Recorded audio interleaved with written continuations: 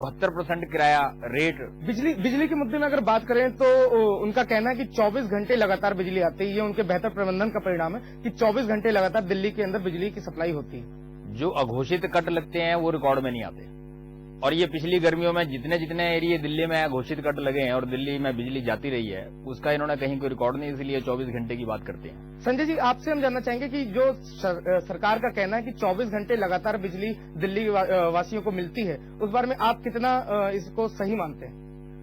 ये काफी हद तक सही है। आज जो बिजली की स्थिति है पहले से बहुत बेहतर है। पहले अगर हम आज से 5 साल पीछे जाएं, 7 साल पीछे जाएं तो पता चलेगा कितनी बार कट लगते थे, कितनी बिजली जाती थी, लेकिन आज उसके मुकाबले में बहुत थोड़ी जाती है। ये बात तो सच है कि बिजली आज बहुत कम जाती है अगर पिछले समय की बात करें तो उसके मार्फत। क्या दिल्ली में स्वच्छ पेयजल की सप्लाई है? टैंकर में जो पानी आता है, जल बोर्ड का जो पाइपलाइन में पानी आता है, वो पूरी तरीके से स्वच्छ है? पहले तो ये मान ही नहीं सकते कि अगर टैंकरों से सप्लाई होगी तो स्वच्छ रह पाएगी। दूसरी बात, आधी से ज्यादा आबादी दिल्ली के टैंकरों से पानी पी रही है। तो ये कौन सी सरकार है जो ऐसी सुविधा की बात करती है कि हमने दिल्ली में हर जगह पानी पहुंचाया है? एक ही दिन लोग टैंकरों का इंतजार करते हैं और पानी नहीं आता, और अगर टैंकर आता है तो आप देखिए जरा फोटो, वहां पर लोगों की अखबारों में आप मीडिया वाले दिखाते हैं 50-50 पाइपलाइन डाल के लोग और 100-100 लोग लाइन में लगे हुए। इसे कोई सुविधा कह सकते हैं दिल्ली में? संजय जी, आप इसको किस तरीके से देखते हैं? ये बात सही है कि आए दिन धरना प्रदर्शन हड़ताल होती है, टैंकों से सप्लाई की जाती है, लेकिन ये पूरा सच नहीं है कि हर जगह पानी गंदा जाता है या पानी सही आता ही नहीं या कहीं पानी पहुंचता ही नहीं। बहुत सी जगह ऐसी है जहां पर पानी के पाइपलाइंस नहीं है, वहां पर टैंकों से सप्लाई की जाती है। बाकी कई जगह पर ऐसा हो जाता है कई बार कि कहीं से सीवर लाइन मिल गई, कोई नीचे से कुछ खराबी आ गई जिससे गंदा पानी चला जाता है। कहीं पर स्वच्छ पानी तो है, पर लेकिन कभी कभी कहीं ना कहीं गंदा चला जाता है। उसके ऊपर उसके लिए दिल्ली जल बोर्ड काम करता है, अपना ठीक कर देता है, शिकायत होने पर ठीक हो जाता है। वो ज्यादा दिन तो रहता नहीं। अगर एक मुद्दे पर और नजर डालें तो सीधा सरकार का कहना है कि बेहतर प्रशासन और भागीदारी से हमने दिल्ली को संवारा है। आरडब्ल्यू की भूमिका और सरकार की भूमिका, ये दोनों एक साथ मिलकर दिल्ली को संवारने का काम किया है। पार्कों की बात करें या बड़े बड़े उद्यान की बात करें तो आपसे जानना चाहूंगा, आपके नई दिल्ली क्षेत्र आपका क्षेत्र पड़ता है और वहां भी जो शीला दीक्षित का एक असेंबली एरिया भी कहलाता है, लेकिन वहां भी पार्कों की हालत काफी गंभीर है। इस बारे में आपका क्या कहना है? देखिए, शीला दीक्षित मुख्यमंत्री होते हुए अपने क्षेत्र में भी पार्कों की हालत का सुधार नहीं कर पाई, ये बड़ी गंभीर बात है। और बहुत सारे पार्क कॉलोनी में, चाहे बीके दत्त कॉलोनी में देख लें, चाहे उसको लोधी कॉलोनी में देख लें, अलीगंज में देख लें, रोड देख लें, उनकी स्थिति खराब है। इसलिए ये कहना कि दिल्ली में पार्कों का सुधार हुआ है, लोधी कॉलोनी की बैक लाइन से अगर देखें तो उनमें आप घुस नहीं सकते हैं, और यही स्थिति बाकी जगह भी है। एनडीएमसी एरिया में बहुत सारा क्षेत्र जो है वो एनडीएमसी अपने फंड से बहुत अच्छा मेंटेन करती थी, लेकिन इस बार मुख्यमंत्री के 15 सालों में तो एनडीएमसी और मुख्यमंत्री दोनों ने मिलकर ही ये हालत क्षेत्र की खराब कर दी। अगर झुग्गी झोपड़ी की बात करें, झुग्गी कॉलोनी, झुग्गी झोपड़ी की बात करें तो शीला सरकार का कहना है कि हमने झुग्गी झोपड़ी वासियों को फ्लैट्स उपलब्ध कराए हैं। 14,844 फ्लैट बनकर तैयार हो चुके हैं और 53,000 फ्लैटों का काम निर्माण कार्य चालू है। इस बारे में अगर हम देखते हैं तो दिल्ली के अंदर झुग्गियां अभी भी पूरी तरीके से उसी कंडीशन में है जो पहले थी। उनका ना तो विस्तार हो पाया है, ना ही उनको फ्लैट मिल पाए हैं। संजय जी, आपका क्या कहना है इस? देखिए, झुग्गीज के विषय में कई तरह की पॉलिसीज बनी है, लेकिन उसका इम्प्लीमेंटेशन सही से नहीं कर पाई सरकार, क्योंकि सरकार की अपनी बहुत सी समस्याएं थी। उनको सरकार जो कर रही थी उसके साथ साथ इस समस्या को भी सही से टेकअप करना था। थोड़ा सा सही से नहीं कर पाए झुग्गी झोपड़ी की समस्याओं को निवारण करने में, ये मैं मानता हूँ। संजय जी, आप क्या कह रहे हैं? अभी आपने कहा कि इनको मकान बनाकर दिए हैं, ये सिर्फ अगर हवाई बात है, जमीन में ऐसा कुछ नहीं है।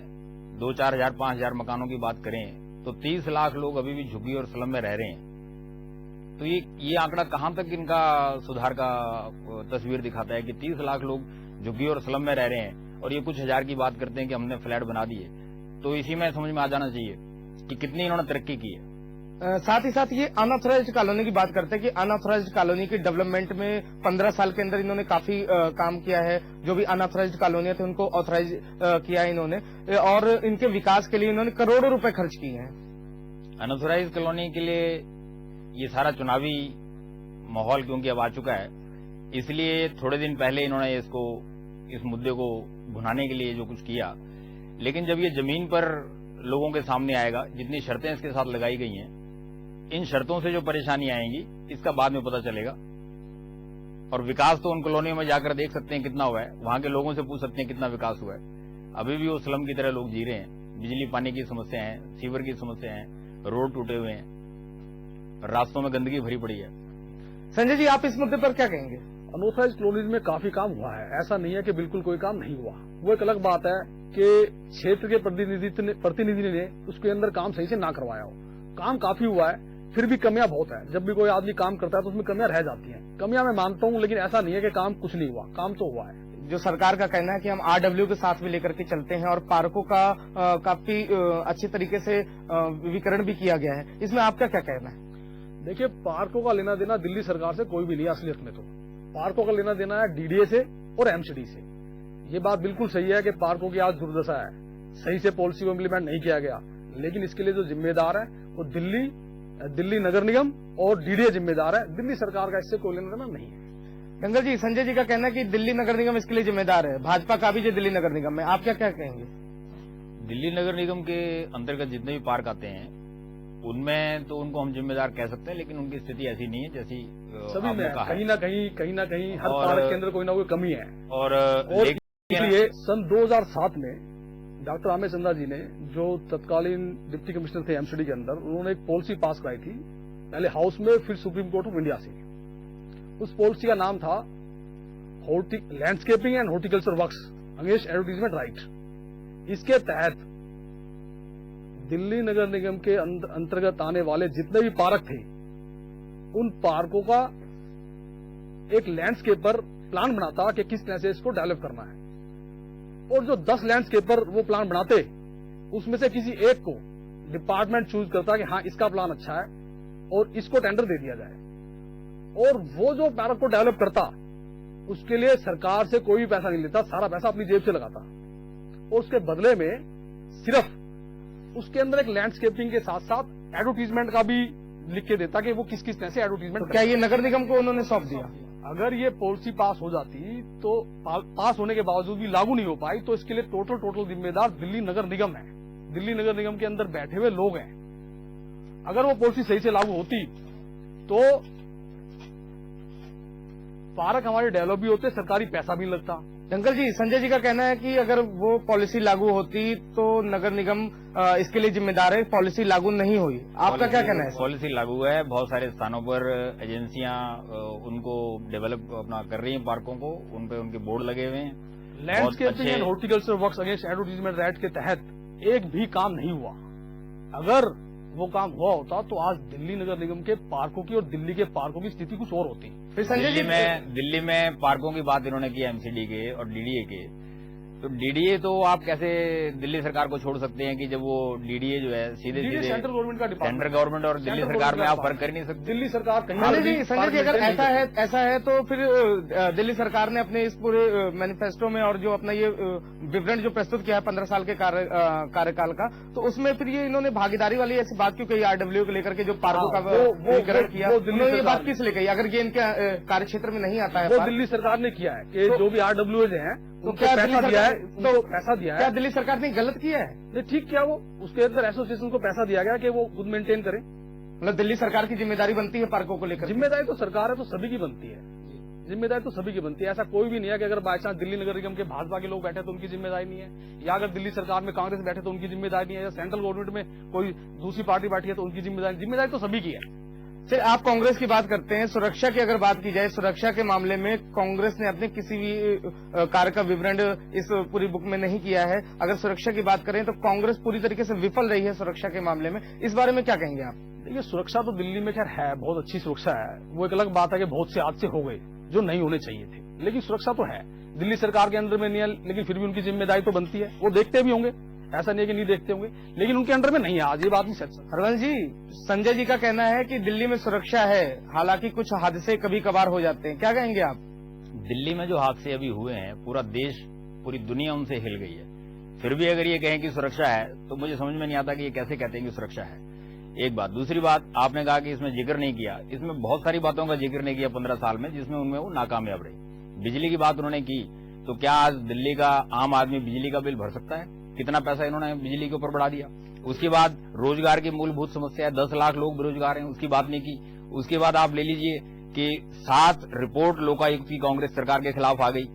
इसके बाद आधी दिल्ली इसमें प्यासी है। वक्त की काफी कमी है हमारे पास। संजय जी, लोकायुक्त की बात अगर इन्होंने की है, बस बहुत शॉर्ट में अपना जवाब दीजिए। 15 साल से दिल्ली सरकार काम कर रही है, कहीं ना कहीं कुछ ना कुछ तो गलत होगा ही। कुछ लोग ऐसे होते हैं जो सरकार को भी नहीं पता चलता, बहुत से ऑफिसर्स ऐसे होते हैं, बहुत से नेता ऐसे होते हैं जिन्हें यमुना जो कोई के काम ऊपर- कर देते हैं, सरकार को भी नहीं पता होता। जिम्मेदारी तो सरकार की बनती है।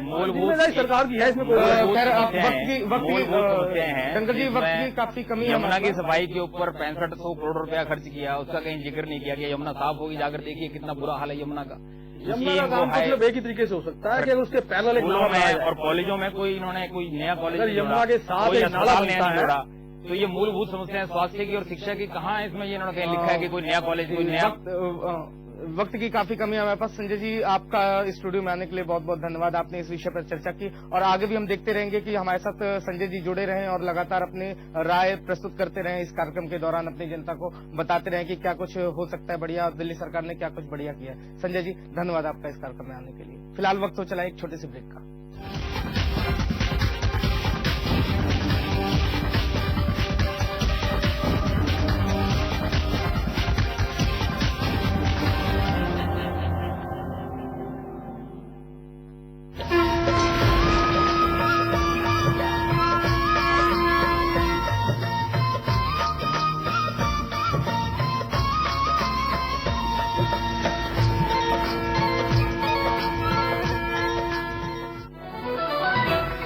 Watch your favorite A to Z news channel just a click away.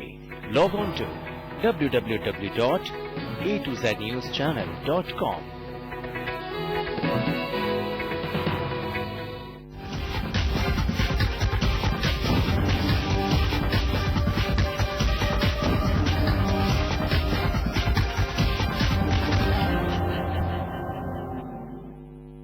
Break के बाद स्वागत है आप इस कार्यक्रम में। हम चर्चा कर रहे थे पिछले 15 सालों के अंदर कांग्रेस सरकार ने, शीला सरकार ने जो भी विकास कार्य किए हैं उनका ब्यौरा प्रस्तुत किया उन्होंने। इरादे मजबूत है, 15 साल सबूत है। इसी मुद्दे पर चर्चा करने के लिए हमारे साथ जुड़ चुके हैं श्यामकरण भारद्वाज जी, जो सचिव दिल्ली प्रदेश कांग्रेस कमेटी है, और डंकल जी हमारे साथ बने हुए हैं। भारद्वाज जी, सबसे पहले आपसे जानना चाहेंगे कि जो 15 साल का ब्यौरा सरकार ने अपना जो प्रस्तुत किया है, शीला सरकार ने, उसमें कहीं भी सुरक्षा का जिक्र उन्होंने नहीं किया है। क्या सुरक्षा की जिम्मेदारी कांग्रेस सरकार की नहीं बनती? देखिए, आपकी बात सही है। सबसे पहले तो मैं नवरात्रों पर और विजयदशमी के लिए आप सभी को शुभकामनाएं देता हूं। और रहा पार्टी का और सरकार का सुरक्षा के ऊपर जो आपका क्वेश्चन है, बिल्कुल सही है, वाजिब है। लेकिन एक चीज देखिए, आप चाहे 16 दिसंबर के बाद, क्या आपको लगता नहीं है कि दिल्ली के अंदर जितनी भी पार्क है, चाहे सड़क है, चाहे बस है, क्या आपको सुरक्षा महसूस नहीं होती? हर जगह पार्कों में भी पुलिस की व्यवस्था है। सरकार बहुत ही गंभीर है इस मामले को लेके। दिल्ली सरकार नहीं, सेंटर भी। मैं तो आपको ये अगर कहूंगा, गंभीर है तो फिर उसके बाद गुड़िया वाला मामला भी हो गया और भी कई मामले हुए, उसमें फिर क्या कहेंगे आप? देखिए, सारी चीजें एकदम ठीक नहीं होती। सरकार बहुत चिंतित है और सरकार ने बहुत कड़े कदम उठाए हैं। आप कहीं भी पार्क में जाइए, आप बस में, आप थोड़ा सा एक व्यूज लीजिए पब्लिक में जाके, तो आज भी वो कहते हैं कि बहुत सुधार आया है। लेकिन सारी चीजें मैं आपसे कहूंगा एकदम ठीक नहीं होती। सरकार बहुत चिंतित है, सरकार कदम उठा रही है। सुरक्षा आप देखिए, आज बस में अगर कोई जाता है, बेटी, आज रात को, पहले 16 दिसंबर के बाद जो बदलाव आया है कि लड़की आप अकेली भी जा सकती है आज। कि अगर ये 16 दिसंबर के बाद आया है तो इसमें हमें बड़ा लगता है कि 15 साल का जो ब्यौरा है ये फिर बेकार चला गया सारा, क्योंकि 15 साल असुरक्षा में चले गए। और ये 16 दिसंबर के बाद अगर मान लो ये साल भर में ऐसा कोई हुआ भी है, तो वैसे तो ऐसा है नहीं कहीं, जैसे इन्होंने कहा है। असुरक्षा तो है ही इस वक्त भी, और रेप के किस्से रोज कहीं ना कहीं अखबारों में आ ही रहे हैं। लेकिन 15 साल का ब्यौरा है, हम उसकी चर्चा कर रहे हैं। तो 15 साल में अगर हम मानते हैं कि 15 साल में जो कुछ हुआ गलत हुआ और 16 दिसंबर के बाद ठीक हुआ। मैं आपको एक बात बताना चाहता हूं कि एक जब पार्टी, कोई भी सरकार हो, किसी की भी सरकार हो, तो वो जब पक्ष में रहता है तो विपक्ष कुछ ना कुछ मुद्दे उठाते रहते हैं कि भाई, और स्वाभाविक भी है। लेकिन आप इस चीज को नहीं नकार सकते। क्या एक 16 दिसंबर से पहले कभी कुछ नहीं हुआ? दिल्ली के 15 सालों में जो आपने इसमें मुद्दे उठाए हैं, इसमें ना तो आपने मूलभूत समस्याएं जो दिल्ली में लोगों से जुड़ी हुई हैं बेरोजगारी की, ना आपने इसमें उठाई है। 17 लाख लोग बेरोजगार दिल्ली में हैं।